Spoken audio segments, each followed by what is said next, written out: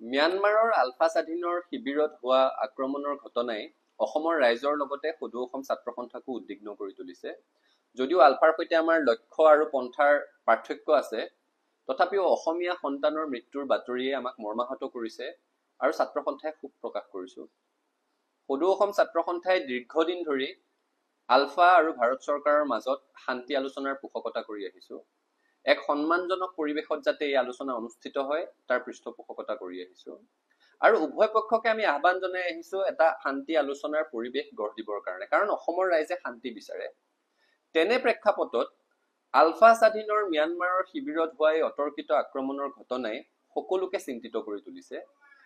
এনে অতৰ্কিত আক্ৰমণে শান্তি আলোচনাৰ বাটত হেঙাৰ সৃষ্টি কৰিব পাৰে, যিটো সদৌ অসম ছাত্ৰ সন্থা বা অসমৰ ৰাইজৰ কাম্য নহয়। আৰু সেইকাৰণে আমি কেন্দ্ৰীয় চৰকাৰক পুনৰ দাবী জনাব বিচাৰিছো, কেন্দ্ৰীয় চৰকাৰে এক নিৰৱচ্ছিন্ন প্ৰচেষ্টাৰ জৰিয়তে আলফাৰ সৈতে শান্তি আলোচনাৰ প্ৰক্ৰিয়াটো ত্বৰান্বিত কৰিব লাগে আৰু এই শান্তি আলোচনা যাতে সন্মানজনক পৰিৱেশত অনুষ্ঠিত হয়, অসমৰ মুখ্যমন্ত্ৰীগৰাকীলৈ আহ্বান জনাইছো তেওঁ সেই ক্ষেত্ৰত উদ্যোগ গ্ৰহণ কৰিব লাগে।